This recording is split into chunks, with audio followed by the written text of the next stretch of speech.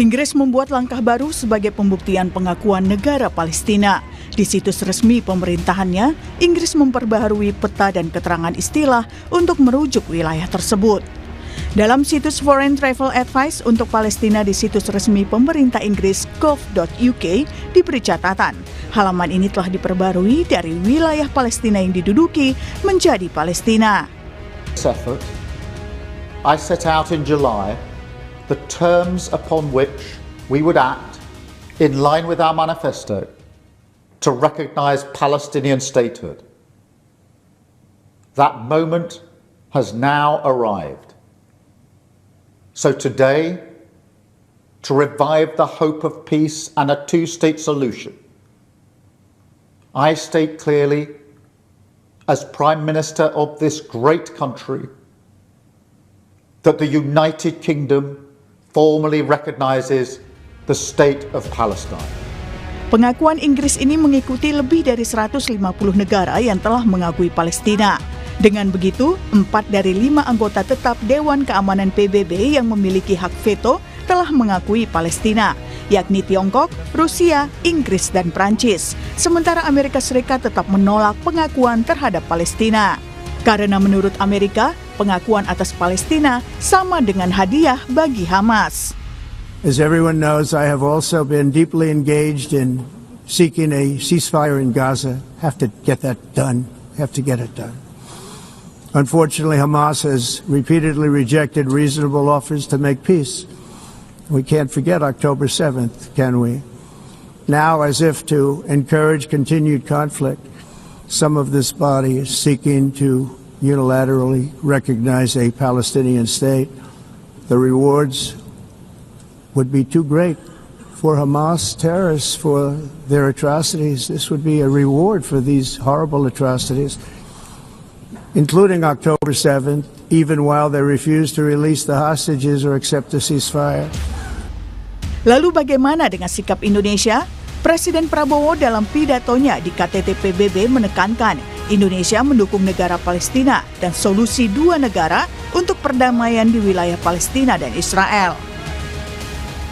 We condemn all violence against innocent civilians.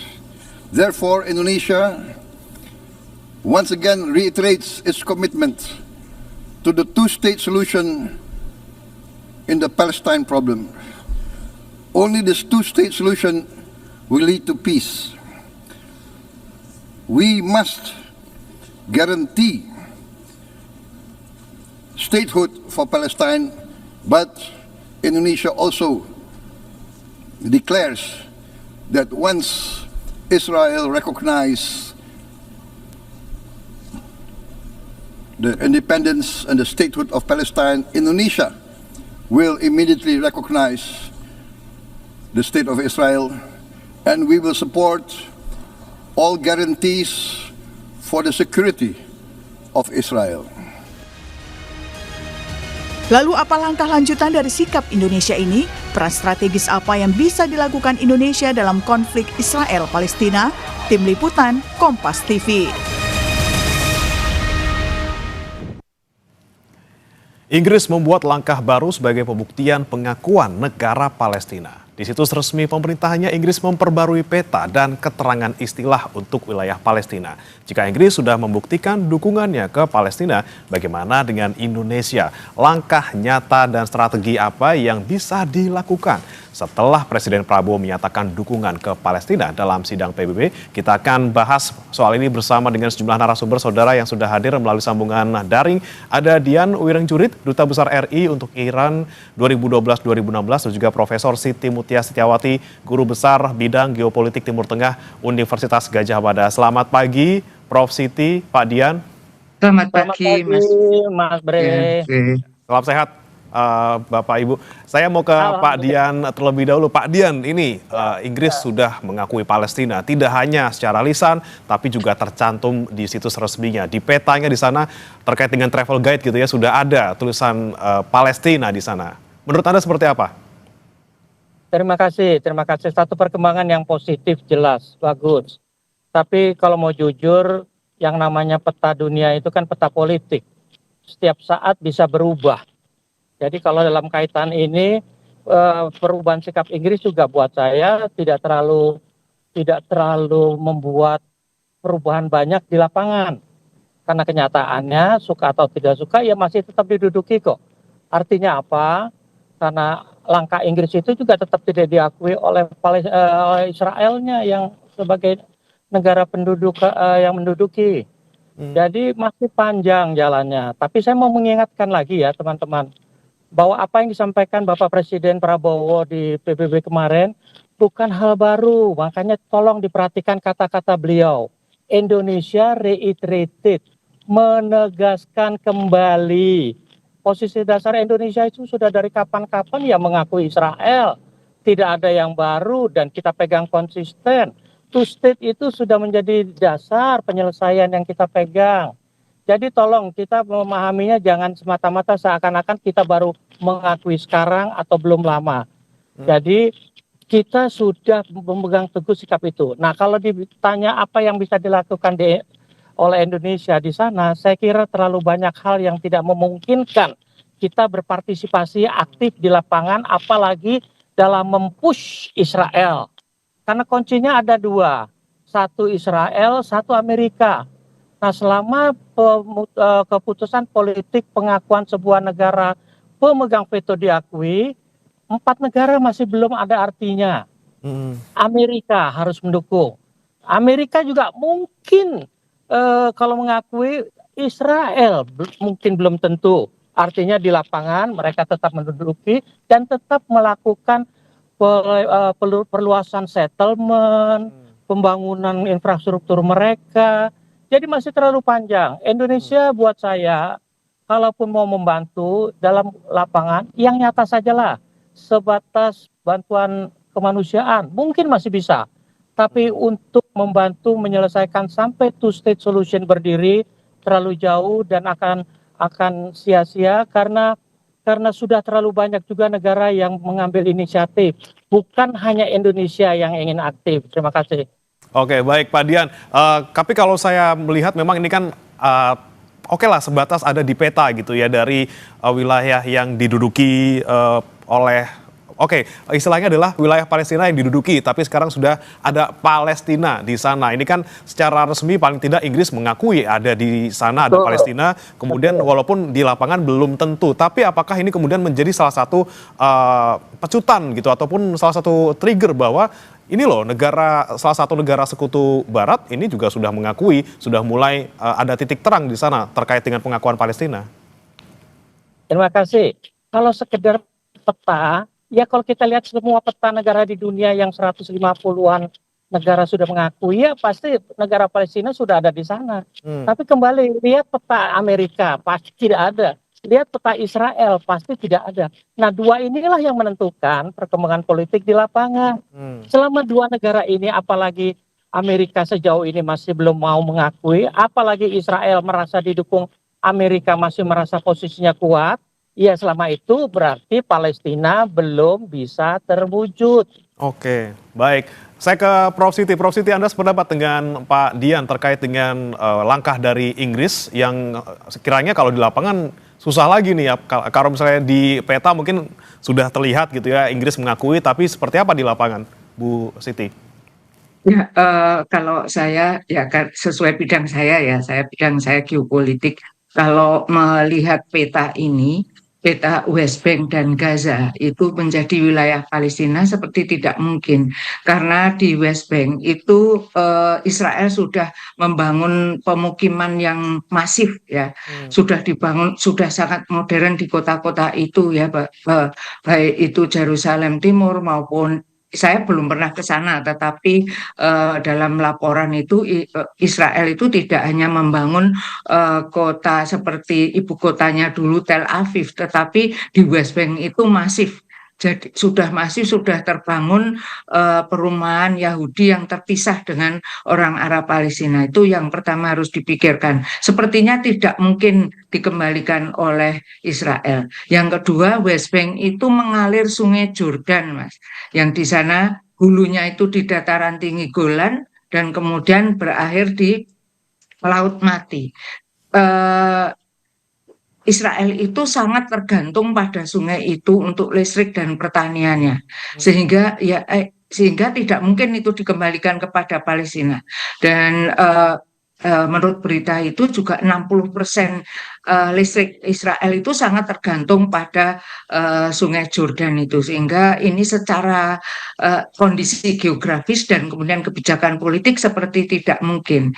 Kalau Gaza sudah porak-poranda sekarang. Kalau dalam peta itu kan yang akan dikembalikan adalah West Bank dan Gaza.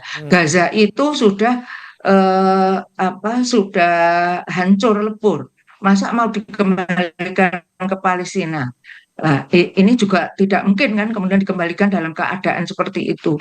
Jadi two-state solution itu harus diikuti dengan solution yang berikutnya.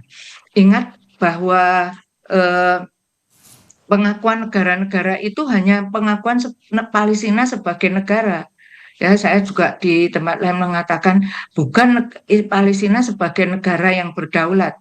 Nah, kalau sebagai negara kemudian tujuannya langkah berikutnya adalah negara yang berdaulat. Negara yang berdaulat itu harus punya teritori dan penduduk serta pemerintahan yang sah. Ya, jadi Indonesia tetap bisa berperan tanpa mengorbankan banyak hal. Kalau di PBB itu kita mendorong langkah berikutnya adalah two-state solution itu segera diwujudkan wilayah yang jelas, yang clear gitu, yang diakui oleh semua negara. Jadi pengakuan Palestina sebagai negara itu masih sangat awal, masih istilahnya masih mentah. Kan nanti masih dibicarakan lagi di Majelis Umum PBB untuk dimintai persetujuan di Dewan Keamanan PBB.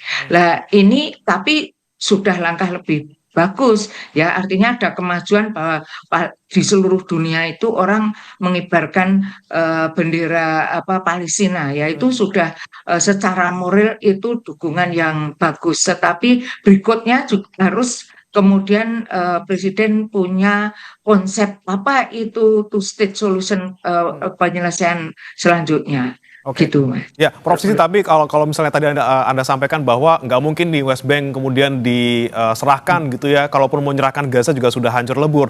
Tapi seperti apa nih Prof seharusnya yang mungkin harusnya dimiliki oleh Palestina, karena dari peta tahun 1946 saja itu sudah menyusutnya luar biasa sampai tersisa hanya West Bank dan juga Gaza. Kemudian yang paling masuk akal ketika nanti memang Palestina sudah menjadi negara, wilayahnya di mana saja yang bisa diakui sebagai Palestina? Ya, itulah kesulitannya, ya. Kalau melihat petanya itu, ya, kalau saya lihat dari kajian-kajian semua itu tidak mungkin, tetapi kalau ada gerakan internasional mungkin nasionalisasi, ya, seperti dulu kan perusahaan-perusahaan Belanda yang di tempat kita sudah mengakar gitu, kemudian ada tindakan nasionalisasi yang itu dialihkan kepada pemerintah baru Indonesia. Jadi ada istilahnya nasionalisasi, terutama tempat dan PBB yang telah mengatakan bahwa serangan Israel ke Gaza sejak 2023 itu adalah tindakan kriminal yang digolongkan dengan kejahatan perang dan genosida. Itu dulu harus dikejar. Jadi ini hasil dari Komisi Independen PBB loh. Ya, jadi dia mengatakan bahwa ada 3 yang bisa kita tuntut untuk penjahat perang itu, yaitu Isaac Herzog itu Presiden Israel, kemudian Perdana Menteri Israel Benjamin Netanyahu, dan Yoav Gallant itu mantan Menteri Pertahanannya. Ini hasil ini harus dikejar dulu. Kalau sudah ini merupakan kejahatan perang, lah itu baru nanti penyerahan wilayah itu bisa. Kalau menanggapi Donald Trump tadi, ya, dalam pidato tadi mengatakan kita tidak mengakui karena ini berarti memberi peluang pada Hamas dan harus ada tindakan pelepasan tawanan perang oleh Israel begitu, ya. Apa tidak ingat itu Donald Trump? Sebetulnya kan tawaran perang itu hasil dari gencatan senjata tahun lalu itu sudah dilakukan bertahap dan ada 30 orang sekian ya lebih saya exactly saya lupa tapi 30 orang kan jumlah tawanannya itu kira-kira 200. Sudah dilepaskan 30 dan Hamas bilang akan dilepaskan secara bertahap. Tapi ketika proses itu kemudian Israel kembali menyerang dan mencederai gencatan senjata sehingga pelepasan tawanan perang itu berhenti. Jadi proses-proses ini dulu yang dilakukan. Dia kejahatan perang, kemudian proses gencatan senjata permanen, ya, yang kemudian pemulangan juga saya setuju pemulangan tawanan itu, tetapi Israel juga harus mentaati gencatan senjata yang sifatnya harus permanen. Oke, kalau menurut Pak Dian, setuju Pak Dian, kita kalau misalnya ngomongin soal two state solution ini terlalu jauh gitu ya, lebih baik ya kita ngomongin dulu soal kejahatan perang, kemudian gencatan senjata dan juga pelepasan sandera seperti itu. Kalau saya agak dibalik, pelepasan senjata, sandera segala macam bisa kemudian. Tapi begini loh, Gaza itu hancur, tepi barat itu sebagian hancur. Buat saya itu tidak masalah, karena yang penting wilayah itu diakui dulu menjadi Palestina. Pembangunan kembali itu seperti Perang Dunia Kedua atau apapun, ada bisa baca program internasional. Marshall Plan itu membangun kembali yang runtuh, tapi negara-negara yang hancur itu tetap utuh negaranya, batasnya jelas. Nah, kalau sekarang kemudian ada masalah, masih ada sisa-sisa masalah, ada tawanan perang, ada penjahat perang, itu biar urusan kemudian. Kalau saya begini, komite PBB, jangankan komite PBB independen, negara anggota PBB dalam sidang umum sekalipun keputusannya tidak mengikat. Jadi siapa yang akan peduli dengan keputusan komite PBB independen? Sama sekali tidak ada, karena yang pasti Amerika dan Israel tidak mengakui. Tapi catatan saya kedua, tolong diingat, pengakuan kepada sebuah negara belum berarti pembukaan hubungan diplomatik. Pembukaan hubungan diplomatik masih lama, masih mempunyai proses. Inggris pun belum tentu akan segera melakukan pembukaan hubungan diplomatik. Dan kalaupun pembukaan hubungan diplomatik terjadi yang ketiga, belum tentu akan ada pertukaran diplomat dalam bentuk pembentukan kedutaan besar. Jadi buat saya nomor satu memang pengakuan bagus. Artinya wilayah two state itu Inggris sebagai pemegang veto sudah semakin mendekatkan kita. Sekarang tinggal upaya dunia. Bagaimana Amerika diyakinkan sehingga dia bisa menekan Israel menerima keputusan ini. Masalahnya ini politik. Di masa Barack Obama, Clinton, bahkan Biden, sebenarnya peluang itu sudah ada. Semua bubar gara-gara Donald Trump. Makasih. Oke, saya mau ke Prof. Siti lagi. Prof. Siti, Anda melihatnya benarkah memang ini gara-gara Donald Trump kemudian yang tadinya sudah ada progres menuju ke yang kita inginkan bersama kemudian menjadi runtuh gitu. Walaupun memang dari beberapa perkataan dari Donald Trump di sidang PBB gitu ya, dia juga mendukung perdamaian gitu walaupun tidak mau mengakui sebagai negara Palestina seperti itu. Ya, kalau gara-gara Donald Trump memang semuanya itu kan kalau menurut sejak dulu saya berpendapat bahwa semua itu kuncinya ada pada Amerika ya. Karena dia memegang hak veto dan dia selalu tabiatnya itu selalu memveto hal-hal yang merugikan Israel. Jadi bukan hanya Donald Trump sebetulnya, tetapi presiden yang sebelumnya pun demikian. Hanya mungkin grade-nya yang agak kurang ya. Dia kan dari Partai Republik. Partai Republik selalu keras dan selalu sangat mendukung Israelnya itu tanpa batas, unconditional ya, tanpa syarat dan lain sebagainya. Kalau Partai Demokrat itu masih mending ya. Kalau saya lihat Partai Demokrat, apalagi di bawah Barack Obama dulu, Barack Obama keras terhadap pembangunan pemukiman karena itu tidak sah dari hukum internasional gitu.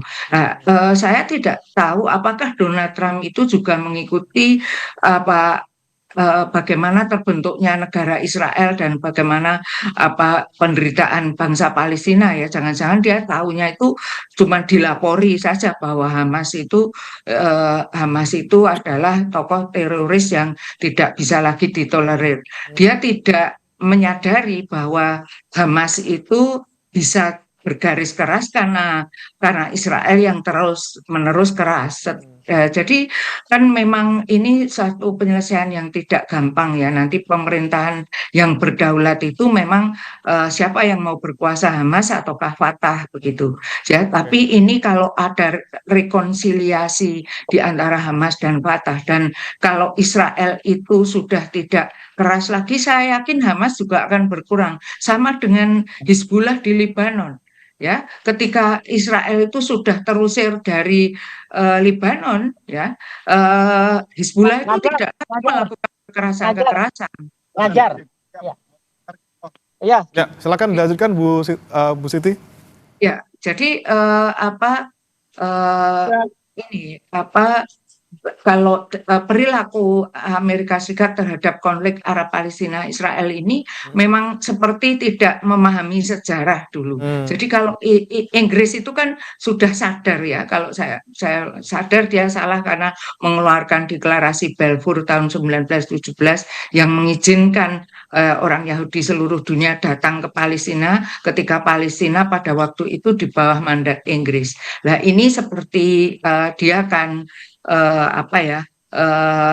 menebus dosa lah gitu ya, untuk memperbaiki kesalahannya di masa lalu. Tapi kalau Amerika itu kan pendatang baru. Oke, tapi Prof Siti kalau kita melihat misalnya Inggris sudah sadar gitu ya. Kepentingan langsung. Ya, Inggris sudah sadar, kita lihat Inggris sudah sadar. Kemudian negara-negara sekutu lain, Kanada, Australia, ini juga Prancis sudah mulai mendukung juga. Apakah bisa menekan Amerika Serikat juga untuk memberikan sikap yang sama? Kalau apakah bisa menekan itu, saya kira Amerika Serikat itu sudah ditekan. Dan harusnya dia sudah merasa terisolir ya, karena kalau orang wajar, orang yang normal, kalau kita ditekan 4 orang dalam satu komunitas itu 5 orang, harusnya kita menerima yang 4 loh. Kalau kita sikap kita demokratis loh. Ya, sikap yang demokratis itu kan mengikuti yang banyak kan, itu kan demokrasi ya.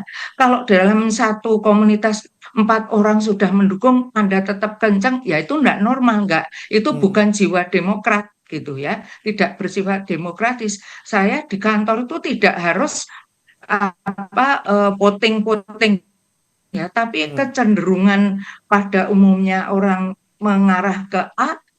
Banyak orang ya itulah sikap demokrat gitu. Sikap yang demokratis itu adalah mengikuti yang harus yang besar.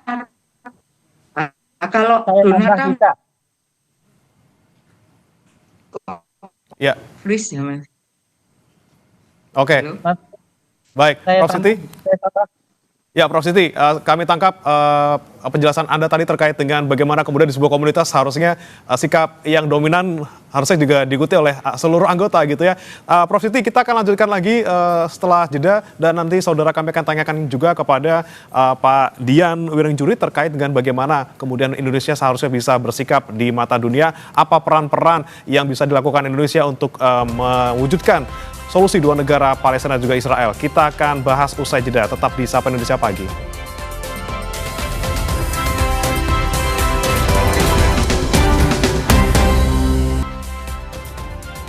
Kembali di Sapa Indonesia Pagi, saudara masih membahas terkait dengan langkah Inggris yang kemudian semakin menambah dukungan untuk pengakuan negara Palestina. Kembali bersama kami juga ada Prof. Siti dan juga Pak Dian. Saya mau ke Pak Dian. Pak Dian, tadi sempat Anda sampaikan bahwa tidak banyak sebenarnya bisa dilakukan Indonesia. Tapi kemudian kalau Indonesia dianggap tidak strategis gitu ya, kemudian kenapa kemudian kemarin Trump memanggil Pak Prabowo di pertemuan multilateral Timur Tengah, yang mana di sana isinya negara Timur Tengah semua, hanya Indonesia di sana. Apa yang bisa Anda pandang dari Indonesia kemarin bertemu dengan negara Timur Tengah dan juga Amerika Serikat? Teman-teman, terima kasih Mas Bre. Begini loh, pertemuan-pertemuan seperti itu, apalagi di sela-sela sidang, bukan hal yang aneh. Yang dibicarakan juga belum tentu hanya Palestina. Ada malah yang lebih luas di Timur Tengah. Mungkin juga ada kaitan dengan Iran. Tapi begini loh, upaya diplomatik, saya latar belakangnya diplomatik. Kalau dibilang upaya mendirikan sebuah negara Palestina, ada yang bilang tidak bisa atau tidak mungkin. Buat saya sebagai diplomat, saya harus bilang harus bisa. Karena gini, ketika Sinai diduduki Israel pada perang 67, itu Israel sudah membangun pemukiman, pangkalan militer, pangkalan darat, pangkalan udara, semua sudah dibangun, infrastruktur dibangun. Tapi ketika dikembalikan kepada Mesir pada akibat perjanjian 79, semua dikembalikan, ditinggalkan. Artinya apa? Negosiasi ternyata bisa menyelesaikan tanpa harus ada peluru. Nah, kembali ke peran Indonesia. Teman-teman, saya berkali-kali menyampaikan bahwa tidak hanya menekan Amerika yang amat sangat super sulit, juga Israel, tapi yuk kita mawas diri, sampaikan ke teman-teman saudara-saudara kita Palestina, khususnya Hamas, untuk mawas diri, bahwa kunci penyelesaian ini juga ada pada masyarakat Palestina yang terpecah dan bahkan bermusuhan antara Hamas dan Fatah yang statusnya masih gencatan senjata karena mereka sendiri berperang. Marilah kita meyakinkan khususnya Hamas untuk mulai meninggalkan doktrinnya. Satu, doktrin kekerasan. Dua, doktrin satu negara Palestina dari Sungai Yordan sampai Laut Mediterania. Tiga, mendirikan negara Islam di situ. Kita harus tegaskan dulu sama Hamas, tinggalkan doktrin itu, bergabunglah dengan Fatah, sehingga perundingan akan lebih mudah, lebih realistis, pragmatis, dan lebih sesuai dengan tujuan two-state solution yang dibayangkan semua negara. Oke, dibandingkan kemudian mengandalkan dukungan ataupun juga pengakuan dari eksternal, konsolidasi internal juga perlu dilakukan gitu ya, supaya bisa mencari solusi seperti itu. Mas Bre, baik. Mas Bre, Ya. tambah sedikit, maaf, kalau mau jujur, yang Indonesia itu terlalu jauh. Kalau cuma sekedar dorongan, puluhan negara juga sudah mendorong. Kalau cuma tekanan, puluhan negara juga tekanan. Apalagi kalau cuma doa restu. Yang ada harus langkah konkret, khususnya dalam hal ini penyelesaian internal Palestina. Oke. Penyelesaian internal ya yang kemudian jadi pintu masuk yang paling utama gitu Pak Dian. Tapi Prof. Siti, Anda setuju kalau peran Indonesia terlalu kecil sebenarnya kalau untuk terkait dengan konflik Israel dan juga Palestina? Sebetulnya kecil atau besar itu yang penting adalah sikap mendukung kita ya. Jadi itu yang akan dinilai. Jadi dukungan kita terhadap Palestina merdeka itu sudah memberi identitas politik luar negeri kita yang pro pada perdamaian, pro pada keadilan, pro pada kemerdekaan yang sesuai dengan pembukaan Undang-Undang Dasar 1945. Itu identitas itu penting. Jadi orang tuh melihat Indonesia itu seperti apa sih. Jadi masalah Palestina ini membuat Indonesia jadi terkenal kan gitu. Kita sudah tenggelam dengan masalah-masalah Laut Cina Selatan,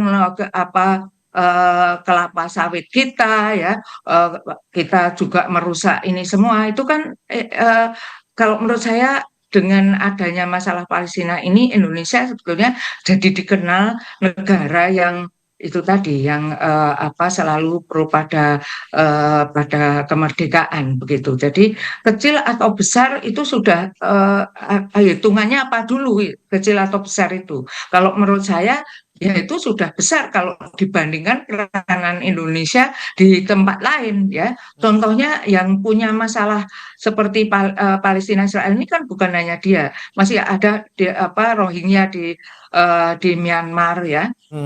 Kemudian masalah juga kelompok Islam di Cina ya, masih banyak tempat lain, belum negara-negara Afrika ya yang mereka juga sedang perang di antara mereka. Itu kan kita konsentrasi ke Palestina. Nah, menurut saya itu sudah besar gitu, dan itu sudah memberi identitas, sekali lagi identitas politik luar negeri Indonesia yang kemudian menjadi terkenal gitu, kalau menurut saya. Oke, tapi kalau menurut Anda, Prof. Siti, dengan Pak Prabowo kemarin bilang bahwa siap mengerahkan 20.000 tentara, bahkan lebih gitu, tidak hanya untuk Palestina, tapi juga untuk negara-negara lain yang berkonflik di Timur Tengah. Menurut Anda seperti apa? Itu mungkin yang dimaksud pasukan perdamaian ya, Mas. Bukan tentara ya. Kalau pasukan perdamaian itu kita sudah lama tergabung. Mas Bre, salah Setahu saya tidak berbiaya. Jadi itu Prof. Siti bisa dilanjutkan terlebih dahulu, nanti baru ke Pak Dian. Silakan, Prof. Saya kira itu ya baik. Baik. Ya, jadi pasukan perdamaian itu kita sudah aktif sejak dulu, memang tidak hanya di Timur Tengah tapi di negara-negara Afrika juga ya. Jadi penyumbang terbesar dalam pasukan perdamaian. Yang saya sangat tidak setuju dengan Pak Prabowo adalah janji untuk mengakui kemerdekaan Israel. Oke. Kalau Israel itu mengakui eksistensi Israel, kalau Israel juga mengakui Palestina, sebaiknya tidak dikatakan itu karena menegasikan yang telah kita dukung gitu. Oke, Pak Dian, silakan Pak Dian, tanggapannya Pak Dian. Satu, mengenai peacekeeping, Mas, kayaknya halayak mungkin salah paham ya. 20.000 itu bukan kesiapan kita mengerahkan 20.000. 20.000 itu total pasukan kita yang sudah dikirim ke dalam rangka partisipasi peacekeeping force di berbagai negara hingga saat ini. Tolong jangan disalahpahami. Kedua, kalau masalah besar kecil tuh begini. Buat saya, kalau dibilang kita jadi menonjol di kancah internasional gara-gara sambutan Prabowo, dengan segala hormat kepada Bapak Presiden kita, tidak ada yang istimewa. Semua negara, kita hanya heboh di dalam negeri kita. Seakan-akan kita memberikan gaung yang luar biasa kepada masyarakat internasional. Padahal itu gaung itu sudah dari kapan-kapan kita perjuangkan. Masalahnya kita saja dengan era media sosial ini heboh di dalam negeri. Pidato Pak Presiden Prabowo atau berita Pak Presiden Prabowo tidak ada headline di masyarakat internasional. Hanya dikutip bahwa Indonesia setelah 10 tahun tampil lagi. Tapi tidak ada kaitan dengan Indonesia jadi terkenal, Indonesia jadi menonjol. Tidak ada. Semua hal berlangsung seperti biasa. Terima kasih. Oke Pak Dian, yang ingin saya tanyakan lagi tadi terkait dengan pernyataan Prof. Siti yang menyoroti soal pernyataan Pak Prabowo yang bilang soal kemerdekaan Israel. Jadi Pak Prabowo bilang bahwa Indonesia akan mengakui Israel jika kemudian Israel juga mengakui Palestina. Apakah ini kemudian menyatakan pergeseran sikap sedikit dari Indonesia terkait dengan sikap ke Palestina? Maaf, tidak sama sekali. Itu posisi dasar Indonesia. Itu posisi dasar Indonesia dari berpuluh tahun yang lalu, bahwa kita hanya akan mengakui Israel yang sudah eksis dan menjadi anggota PBB, artinya sesama anggota PBB, kalau Israel mengakui Palestina. Itu sudah posisi dasar. Jadi kalau ada pernyataan kayak kemarin, posisi Saudi seperti itu, bukan hal yang baru juga. Itu posisi umum yang berlaku di antara negara-negara anggota PBB. Bahwa dalam kasus Palestina, negara-negara seperti Indonesia, Malaysia itu masih tegas sikapnya. Akui dulu Palestina oleh Israel, baru kita mau mengakui. Tidak ada yang aneh dengan itu. Itu posisi dasar. Terima kasih. Oke, Prof. Siti, menurut Anda seperti itukah juga memang sudah sikap kita dari dulu, tapi kemudian menjadi pertanyaan ataupun menjadi sentilan? Kalau dukungan kita, ya. kalau dukungan kita itu purely untuk Palestina, ya konsentrasi dulu kepada Palestina. Tidak, diplomasi itu kan soal harus mengatakan yang benar, tapi tidak semua yang benar dikatakan gitu. Jadi memang ya kita mungkin akan mengakui Israel, tapi nanti nggak perlu dikatakan supaya dukungan kita terhadap Palestina itu bisa utuh gitu. Dan kita kan juga berhadapan-hadapan dengan negara-negara Arab yang sudah menganggap kita bukan akan ya, yang menganggap kita itu pendukung setianya kemerdekaan Palestina. Kemudian dengan pernyataan itu seperti tidak diplomatis kalau menurut saya. Itu saja, dari ilmu saya itu tidak diplomatis. Tambahan Silakan. Tambahan satu.